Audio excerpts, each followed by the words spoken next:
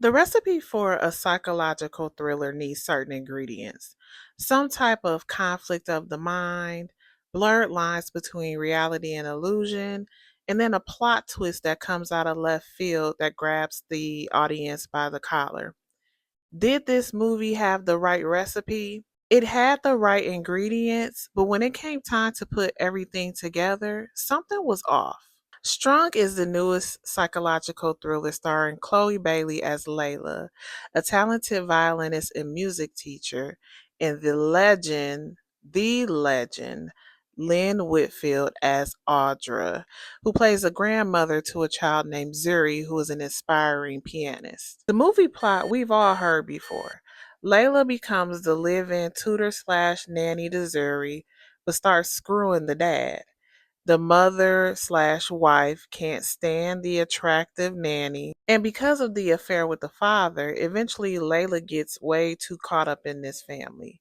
She realizes that she's been targeted and tries to fight her way out. But she doesn't want to leave Zuri because Zuri reminds her of her little sister. Of course, Zuri being the innocent child in all of this. But here's where the plot twist comes out of left field and grabs us by the collar. The grandmother, Audra, played by Lynn Whitfield, is also having relations with the dad. Unfortunately, this is where they dropped the ball and opportunities were missed. We didn't get this juicy detail until the end of the movie. We spent majority of the 2-hour movie building anticipation only to land. Actually, we never landed. We never land the plane. The anticipation builds and builds and builds, and then we just start coasting into what feels like a whole nother storyline. And that's what makes this movie a little frustrating. The opportunity was there. The storyline was strong, but it was so many missed opportunities. Let me give you a few examples. First, the detail of Audra sleeping with the son in law. If we would have moved that detail just a little bit earlier on in the movie, we could have played with that a little bit. We didn't need it at the beginning of the movie, but we certainly didn't need it at the end. If we would have moved it forward just a little bit, we could have played off of that. We even could have added in the daughter, Imani, being suspicious of those two having a relationship. Let's keep it real. Imani didn't like anybody, not just Layla. She moved kind of funny in the movie, like she knew more than she was able to say. And this could have been one of those things. Another missed opportunity was the movie's overall message, which was trusting your instincts or your intuition. They even sprinkled in how that ties back to spirituality. Layla had flashbacks in the movie of her little sister because Zuri reminded her of her little sister. But she also had dreams of her fingers becoming disfigured while playing her violin. Why didn't we explore that more? The dreams of her fingers becoming disfigured actually came true because towards the end of the movie, she had a little tussle with the husband and he broke her fingers. We could have used those dreams more in the movie and used that as a vehicle to make a point that something in this house is not right. Or we even could have incorporated Zuri more. Here's this little girl fending for herself and she's walking around wearing this mask that's from a well known African tribe. Why didn't we do a deep dive into that and make a connection?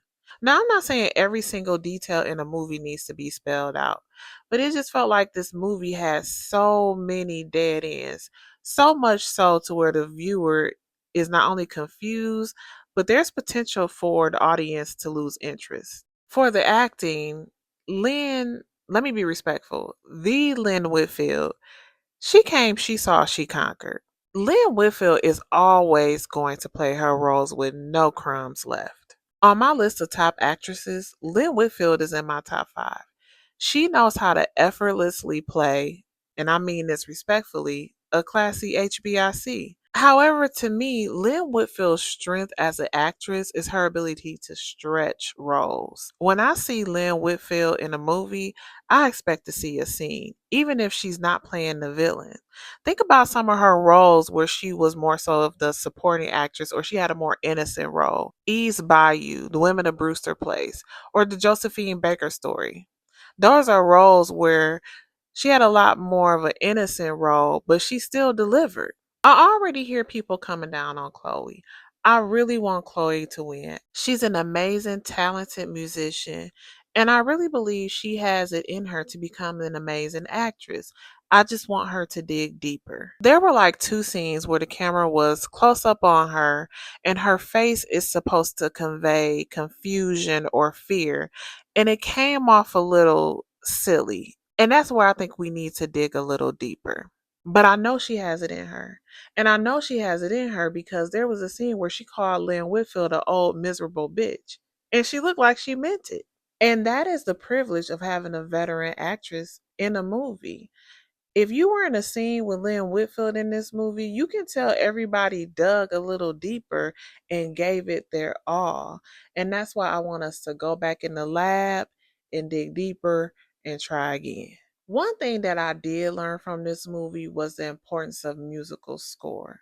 The music that accompanies the scene directs the audience how to feel about what's happening on the screen. Most movies, no matter what the genre is going to have some type of lighthearted scene or punchline to try to lighten the mood a little bit. In a movie like this, you don't need music to accompany those types of scenes. When you do that, it cheapens the movie. It makes the scene feel out of place because after that lighthearted scene, you have to find a way to build the audience back up to the suspense. And if you don't have the material to do that, then we're still left at that lighthearted scene and we can't take the rest of the movie serious. And this is where I think this movie kind of lost everybody. Overall, I'm giving this movie a solid C. We know the recipe. We have the ingredients. We just need to go back into the lab and get the measurements right and put everything back together. And then I think we'll have a solid movie. You know what I say? Do not take my word for it. Go and check it out yourself and let me know what you think in the comments. As always, I appreciate you being here. Thank you so much for watching this review, and I'll see you all in the next one.